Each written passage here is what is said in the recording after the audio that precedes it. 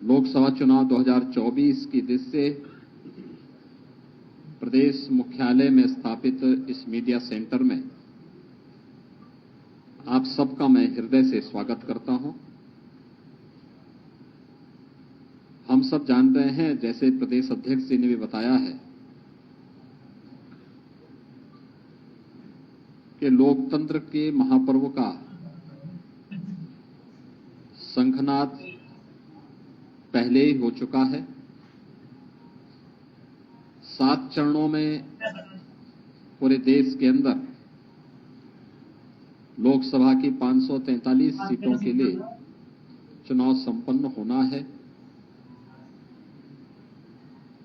19 अप्रैल को पहले चरण के 21 राज्यों के 102 लोकसभा सीटों पर चुनाव संपन्न हो चुके हैं और जो रुझान पूरे देश से मिल रहे हैं, वह रुझान इस बात की ओर पूरे देश के ध्यान को आकर्षित करता है कि आम जनता के मन में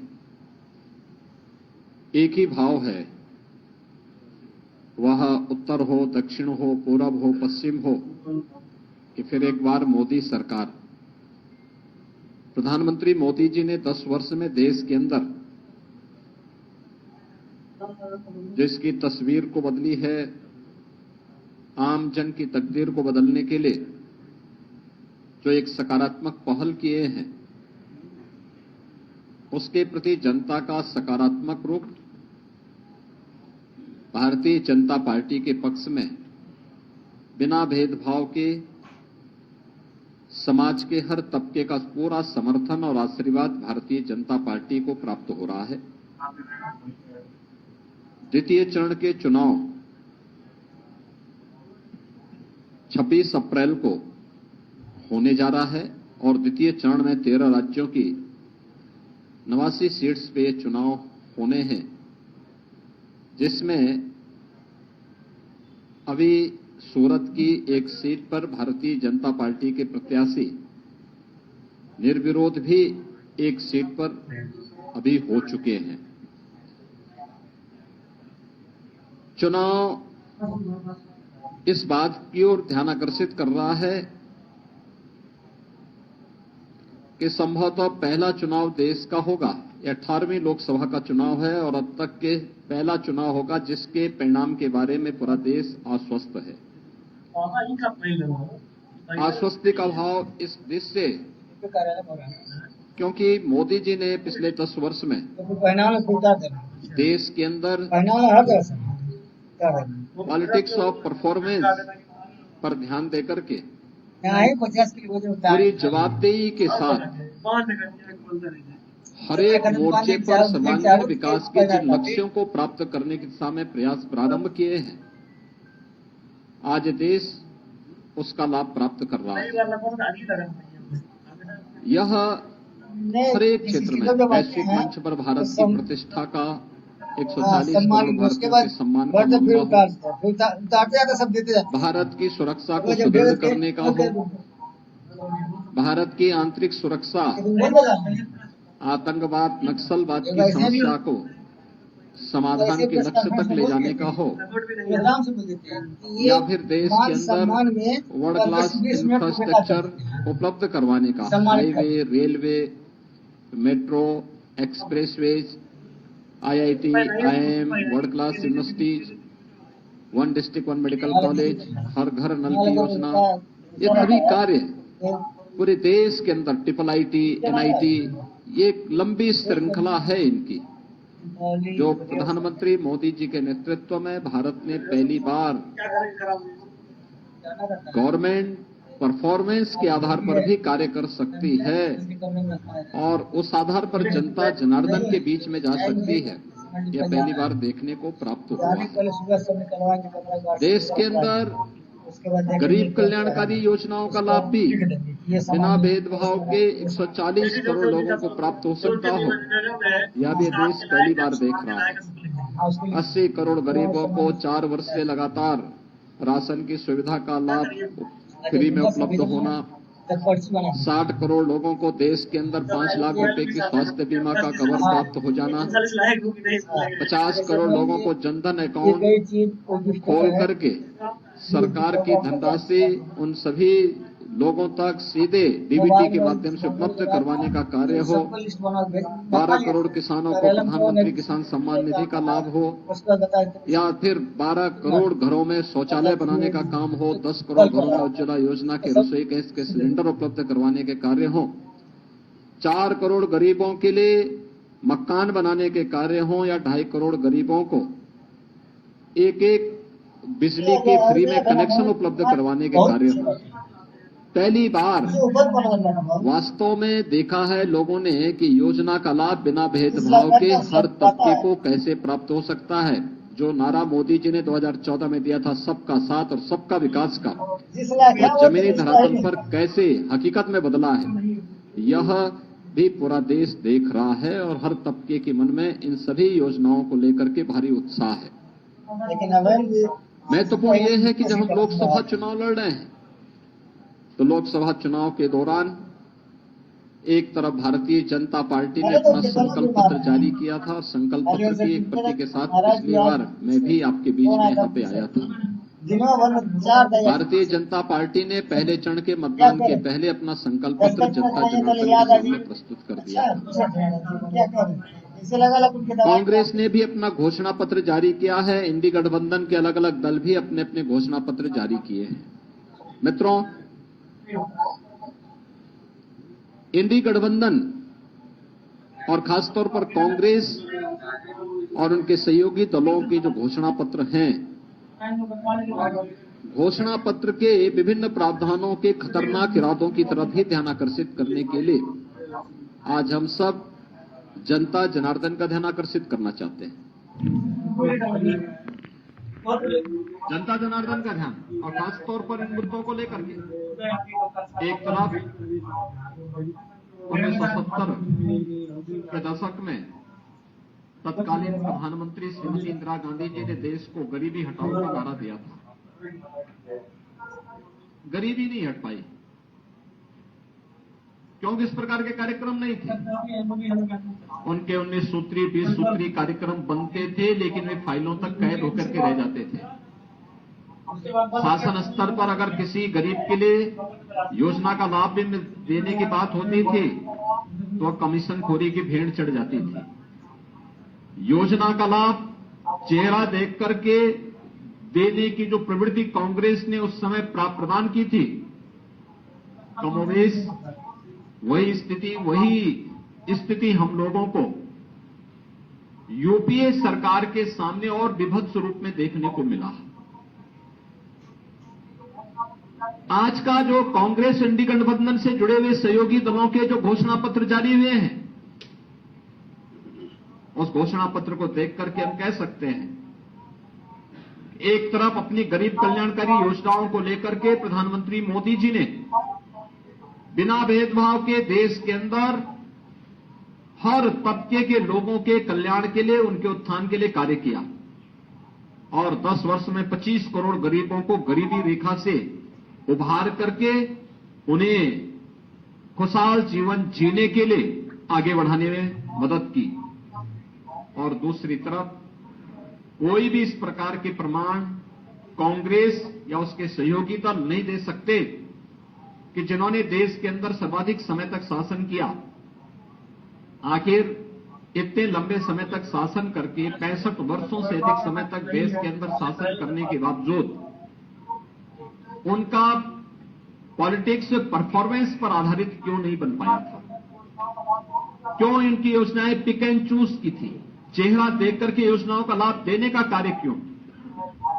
और खासतौर पर अब दादी के दिए गए नारे को पोते के द्वारा किस प्रकार से तोता रटंत की जा रही है कि हम एक झटके में गरीबी हटाएंगे, और गरीबी कैसे हटाएंगे इसका अगर आपको उनके घोषणा पत्र में देखना हो तो यह खतरनाक इरादा भी है और हास्यास्पद भी है। वो कह रहे हैं कि हम संपत्ति, लोगों की संपत्ति का सर्वे करवाएंगे और संपत्ति सर्वे करके फिर उस संपत्ति को अपने अनुसार फिर उसका बंदर बांट करेंगे। यानी पहले देश के संसाधनों पर लूटपाट। याद करिए, यूपीए सरकार के तत्कालीन प्रधानमंत्री डॉक्टर मनमोहन सिंह जी ने अपने एक अभिभाषण में इस बात का उल्लेख किया था कि देश के संसाधनों पर पहला अधिकार मुसलमानों का है। हमारा कहना है, देश के अंदर भारतीय जनता पार्टी ने 4 जातियों की बात की। गरीब है, किसान है, युवा है और महिला है। इसमें किसी जाति की बात नहीं की है, किसी मत और मजहब की बात नहीं की है। जो गरीब है उसको शासन का हिस्सा मिलना चाहिए, युवा है उसकी आजीविका की व्यवस्था होनी चाहिए, महिला है उसके स्वावलंबन के लिए कार्य किए जाने चाहिए, अन्नदाता किसान वह किसी भी जाति मत मजहब वर्ग का है उसको सम्मान मिलना चाहिए। ये भारतीय जनता पार्टी जहां इसकी बात करती है, वहीं कांग्रेस कहां से प्रारंभ कर रही है? वह संपत्ति का सर्वे करवाएगी, संपत्ति का सर्वे करके फिर उसका बंदर बांट करेगी। यानी अपनी पुरानी उस प्रवृत्ति में कहां लेके जा रहे हैं कि पहला अधिकार किसका है, और फिर वहीं से उनकी शुरुआत हो रही है। इसके लिए वह जातीय जनगणना को आधार बना रहे हैं। 65 वर्षों तक शासन किए, एससी, एसटी, ओबीसी और अन्य जातियों को इन्होंने उनका अधिकार नहीं दिया, उससे उन्हें वंचित किया। और याद करिए 2004 से 2014 के बीच के कांग्रेस के शासनकाल को, जब उन्होंने उस समय लक्षित हिंसा विधेयक लाने का कुत्सित प्रयास किया, बहुसंख्यक समाज की भावनाओं को कुचलने के लिए, उनकी अभिव्यक्ति की स्वतंत्रता को दबाने के लिए एक कुत्सित प्रयास किया था। भारतीय जनता पार्टी के भारी विरोध के कारण वह उस विधेयक को पास नहीं कर पाए थे। भारत के प्रति इनकी मानसिकता क्या है?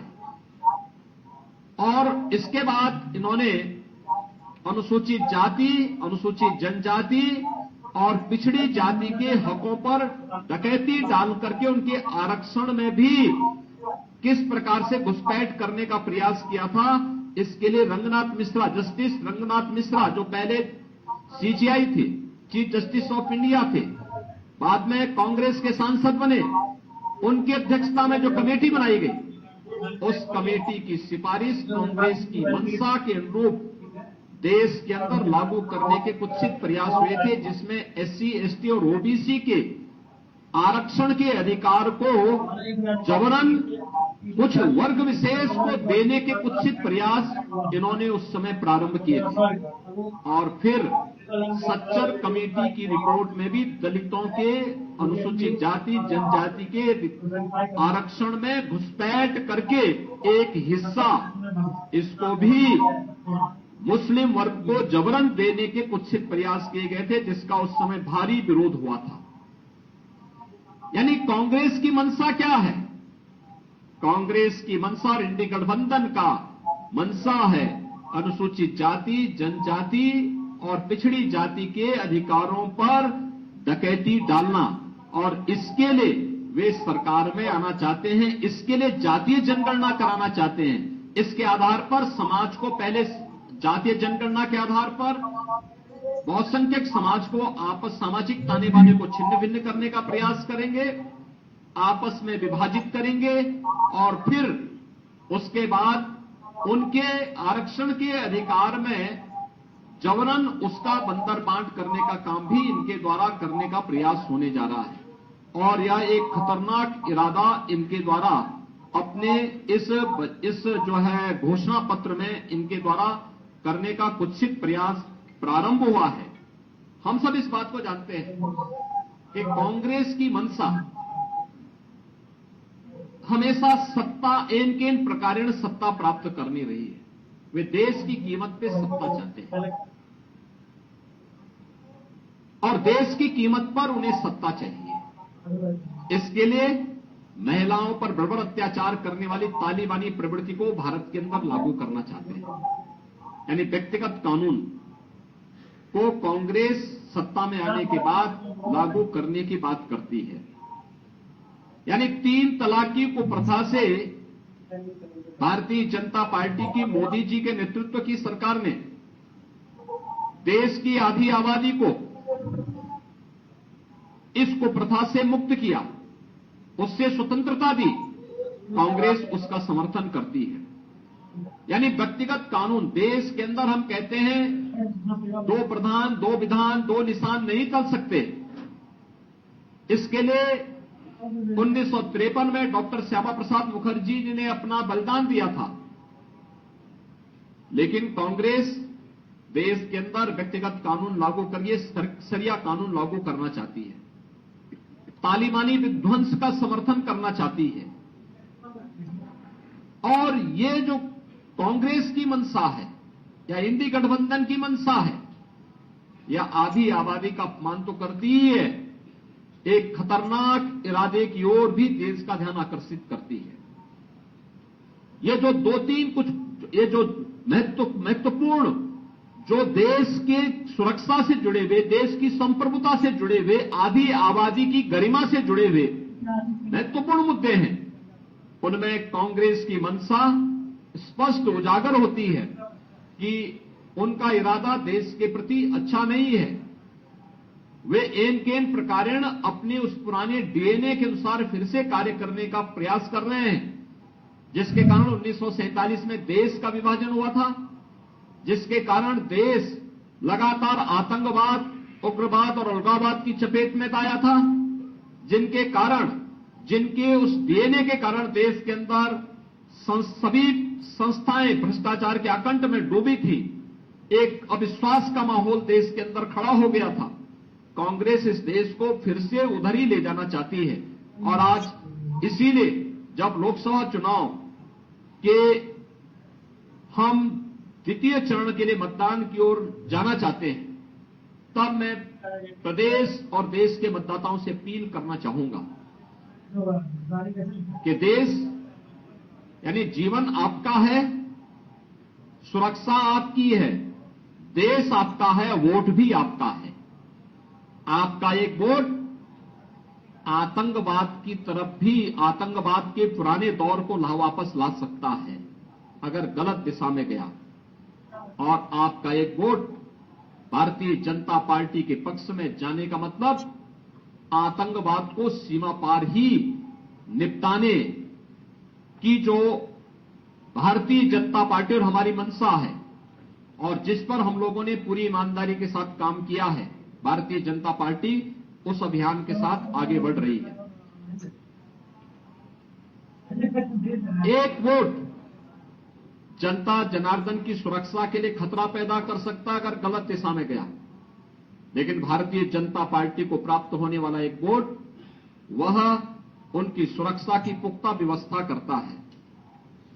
भारतीय जनता पार्टी को पड़ने वाला एक वोट हर व्यक्ति के सुरक्षा, सुशासन और संप्रभुता को ध्यान में रख करके भारत को एक विकसित भारत के रूप में स्थापित करने की मंशा के साथ, आत्मनिर्भर भारत और विकसित भारत के रूप में स्थापित करने की संकल्पना को आगे बढ़ाता है।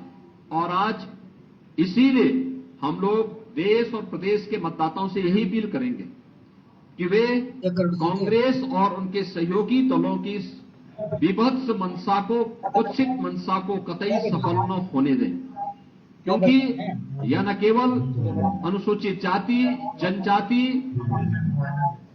पिछड़ी जाति के हकों पर डकैती डालने का कुत्सित प्रयास है, बल्कि आधी आबादी को तालिबानी शिकंजे में धकेलने की भी कुत्सित मंशा के साथ ये लोग कार्य करके देश के अंदर तालिबानी विध्वंस को आमंत्रित करने, आतंकवाद को अपने राजनीतिक स्वार्थ के लिए देश के अंदर हावी करने और देश के संसाधनों पर जो डॉक्टर मनमोहन सिंह जी के वक्तव्य रहा है, उस वक्तव्य के अनुरूप देश के अंदर देश के संसाधनों पर एक वर्ग विशेष को हावी करने की कुत्सित मंशा के साथ कांग्रेस कार्य करना चाहती है, जिसको हर मतदाता को जिसके प्रति सतर्क और सावधान रह करके किसी भी प्रकार के उस दुष्प्रवृत्ति को नहीं पनपने देना चाहिए। जो समाज में वैमनस्यता पैदा करे, राष्ट्रीय एकता और अखंडता को चुनौती देने वाला बनता हो, भारत की आत्मनिर्भर भारत और विकसित भारत की संकल्पना में बैरियर का कार्य करता हो, हमें उस प्रकार की किसी भी प्रवृत्ति को आगे नहीं बढ़ने देना चाहिए। और इसके लिए मतदाताओं ने डॉक्टर 2014, 2017, 2019 और 2022 में प्रधानमंत्री मोदी जी के कार्यों को लेकर, उनके पॉलिटिक्स ऑफ परफॉर्मेंस को लेकर अब तक जो अपना आशीर्वाद दिया है, यही आशीर्वाद जनता जनार्दन का मोदी जी के प्रति और भारतीय जनता पार्टी के प्रत्याशियों के प्रति बना रहेगा, यह हमें पूरा विश्वास है। और कांग्रेस को उसके घोषणा पत्र और उसके मंशा के अनुरूप पूरी तरह कांग्रेस और इंडी गठबंधन को खारिज करने का कार्य भी देश का मतदाता करेगा। अब इसमें कोई संदेह नहीं है। धन्यवाद जी।